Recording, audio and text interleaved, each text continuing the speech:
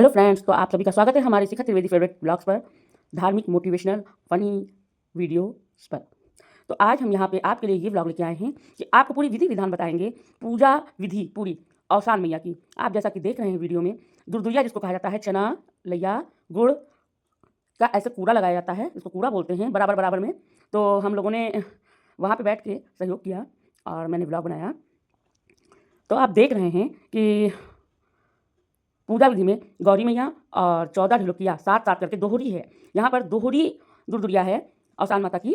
तो दोहरी में साथ-साथ 14 लोग होते हैं बाहर से और 2 लोग जो होते हैं अपने घर के ही लोग होते हैं, जो कोछा लेते हैं अपना। उन्हीं 7 सुहागिन से 1 लोग कोछा लेते हैं, 7 सुहागिन से 1 लोग। ये होता है पूजा विधि। और ये आप देख रहे हैं कि बराबर-बराबर मात्रा में एक भगोने में लेके लैया का कूड़ा लगाया गया, उसके ऊपर बराबर-बराबर मात्रा में गुड़ और जो लड्डू, मिठाई, पेड़ा होता है, उसको लगा रहे हैं। सब लोग डिस्कसिंग कर रहे हैं कि ऐसे हो, इतना हो, बराबर हो।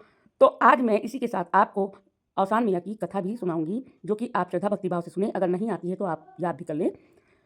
तो आप वीडियो के द्वारा पूजा विधि विधान देखते रहें और कथा भी मन लगा के सुनें।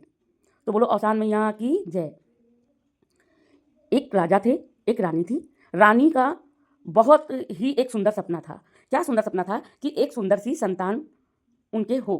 लेकिन यही दुःख की बात थी कि उनके सुंदर संतान, लड़की लड़का कुछ भी नहीं था। वो बहुत कामना करती रहती थी कि मेरे पुत्र हो जाए। लेकिन क्या दुःख की सबसे बात यही थी कि उनकी कोई संतान नहीं थी। और उन्हीं के महल में एक तोता और तोती ने घोंसला लगाया हुआ था। तो तोता और तोती आपस में बात करते रहते थे कि राजा बहुत कंजूस हैं। अगर खाना खाते थे तो जूठन भी नहीं बचाते थे। राजा रानी खाना खाते थे तो जूठन भी नहीं बचाते थे और ना उनके आगे से गिरता था। तो वो बेचारे जाके उड़ उड़ के अपना चुग के लाते थे और यही ताना मारते थे कि तभी तो ये राजा रानी निर्वंशी हैं, इनके कोई संतान नहीं है कि ये एक थोड़ा-सा भी हम लोगों को, चिड़ियों को या हम लोगों को कुछ अनाज पानी और खाने को कुछ दे सकें। तो ये बात जब तोता-तोती अपने आपस में बात करते थे, तो रानी ये बात 1 बार 2 बार सुनी। उनको बहुत दुःख होता था और दुःख होता था। एक दिन वो रानी रोने लगी राजा से कि मेरे कोई संतान नहीं है और मुझे तो तोता-तोती, चिड़िया-चंगुल भी ताना मारते हैं कि हम लोग निर्वंशी हैं, राजा-रानी निर्वंशी हैं, इनके यहाँ कोई जूठन भी नहीं डालता। तो राजा दुखी होके एक दिन जंगल में गए। जंगल में एक बाग में, वहाँ बहुत सुंदर बाग बना था, वहाँ पर नीम का पेड़ था। नीम का पेड़ जो था, तो वहीं बैठकर बड़े विचार से, दिल से भावुक हो गए, रोने लगे और रो के कहने लगे, हमारी रानी का दुःख दूर करो भगवान। हमसे ये देखा नहीं जाता कि मेरी रानी बहुत दुखी रहती है एक संतान के लिए, और हमको भगवान एक संतान दे दो। तो उसी समय नीम के वृक्ष से शीतला मैया निकली, औसान मैया निकली, संकटा माता निकली। वो राजा से पूछी, तुम्हारे दुःख का कारण क्या है? राजा ने कहा कि मेरे कोई संतान नहीं है माँ, मेरी रानी बहुत दुखी रहती है, तो आप हमें कोई आशीर्वाद दीजिए कि मेरे भी एक संतान हो जाए। तो औसान मैया ने कहा, ठीक है, मैं तुमको ये चना देती हूँ, ये एक चना है, अपनी रानी को खिला देना जाके, और उसके 9 महीने बाद तुमको संतान की प्राप्ति होगी। तो राजा गए, बहुत हर्षित होके, खुश होकर गए और कहने लगे, लो रानी, लो ये चना खा लो। तो रानी ने खा लिया चना, कुछ पूछा नहीं। जब उन्हें बहुत, मतलब चना खा के बहुत खुशी का अनुभूति हुआ। फिर भगवान की कृपा से 9 महीने बाद उनको एक सुंदर पुत्र प्राप्त हुआ। जब सुंदर पुत्र प्राप्त हुआ, तो वो औसान मैया को भूल गए कि उन्हीं की कृपा से मिला हुआ है पुत्र हमें, और वो अपनी खुशी में खुशियाँ करने लगे, छठी बरही किया, खूब खुशियाँ मनाई और भोज, जैसे कहते हैं, अपने महल राज्य में भोग का निमंत्रण दिया कि राज खाना खावा के सब लोग। तो पूरे राजमहल के जितने राज्य में लोग रहते थे, राजा के घर खाने पे गए। तो बाहर एक बुढ़िया बैठी थी। बुढ़िया क्या, वो औसान माता का रूप, बुढ़िया गरीब बन के बैठी थी। तो राजा जब बाहर निकले तो कहने उनको दुत्कार दिया कि यहाँ क्यों बैठी हो, चलो यहाँ से, यहाँ गरीबों का कोई काम नहीं है। वो मद में चूर थे, खुशी में चूर थे, उनको कुछ अता पता नहीं था कि मैं किससे क्या बोल रहा हूँ। बस ये क्या हुआ, अचानक माँ तो चली गई, औसान मैया चली गई, वो जो बूढ़ा थी चली गई। रात में जब सब कार्यक्रम खत्म हुआ, फिर उसके बाद अपने बच्चे को सुलाया, और जब सुबह हुई तो उनका बच्चा जीवित नहीं था, उनके प्राण जा चुके थे। बस वो लोग रोने लगीं। जब रोने लगी तो राजा को याद आया कि हाय, मैं तो औसान मैया को भूल गया, मुझे दुर्दुरिया करनी थी, मुझे माता ने कहा था। तो फिर वो दौड़ के जल्दी से उसी पेड़ के नीचे गए जिस नीम के, और रोने लगे और पश्चाताप करने लगे कि मुझे माफ़ कर दो, मुझे माफ़ कर दो। फिर भगवान जैसे सबको पिघल जाते हैं जल्दी रूप में, तो फिर प्रकट हुई औसान मैया और उन्होंने कहा, अब कि तुम मत भूलना, ये लो चना और खिलाओ 7 सुहागिनों को न्योत कर, उनको दुर्दुरिया चबवाना। कहने लगे, ठीक है राजा। राजा ने कहा। फिर उसके बाद जो है वो गए, फिर चना रानी को खिलाया। 9 महीने बाद पुत्र प्राप्ति हुई और फिर उसके बाद उन्होंने तुरंत ही 7 सुहागिनों को न्योता दिया और दुर्दुरिया विधि विधान से खिलाई। और अपने बेटे के साथ मज़े से राजमहल में हरे भरा परिवार के साथ रहने लगे। जैसे औसान मैया ने राजा का दुख दूर किया, वैसे हे औसान मैया, हे माता रानी, सभी के दुख दूर करो। ये थी औसान मैया की कथा। बोलो औसान मैया की जय। इसमें एक और भी कथा है कि दूसरी कथा, क्योंकि दोहरी में 2 कथा होती है। एक भाई था और भाई की एक बहन थी। तो भाई-बहन बहुत प्यार करते थे।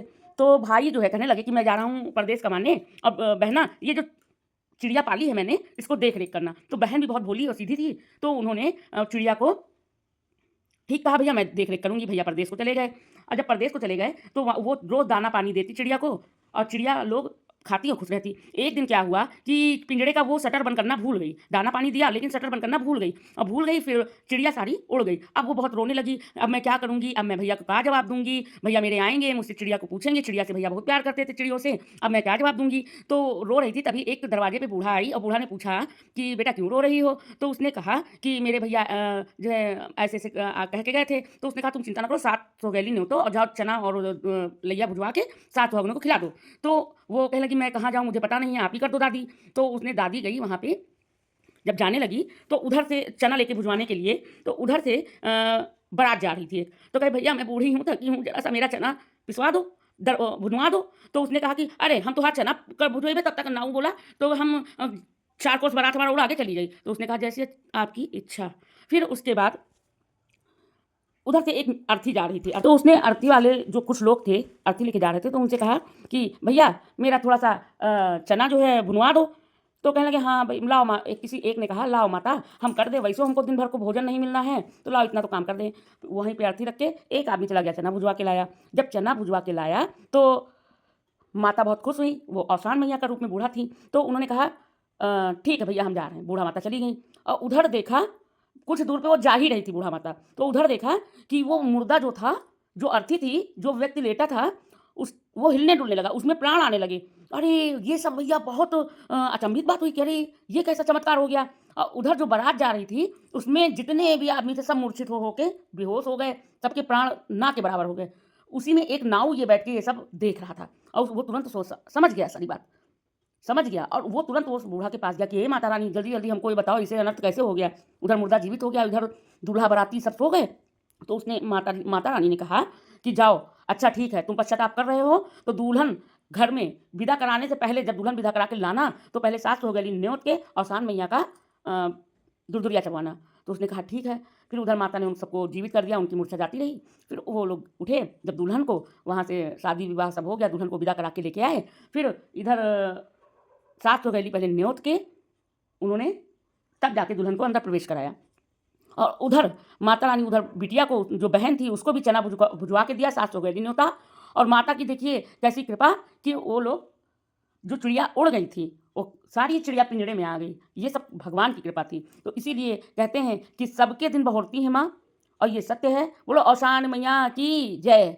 तो पूजा पाठ भक्ति के साथ हम लोगों ने ये किया। आखिरी में जब सब लोग कोछा लेके दुरदुरिया खा के ये जो विधान है किया जाता है, गौरा माता का सिंदूर लिया, फिर उसके बाद चाय नाश्ता जो भी होता है लोग कराते हैं, जिनके घर पे जाते हैं। हमारे यहाँ ये रिश्तेदारी में ही थी, चाय पानी नाश्ता किया और फिर उसके बाद घर पे आए। बहुत अच्छे से पूजा संपन्न हुई। तो कहते हैं सबका कल्याण करें औसान मैया। ये कहानी बहुत ही अच्छी है। शेयर करें, लाइक करें और कमेंट करें। सबने फुल मस्ती की, एंजॉय किया। तो कैसा रहा हमारा व्लॉग्स कमेंट्स में ज़रूर बताइएगा। धन्यवाद।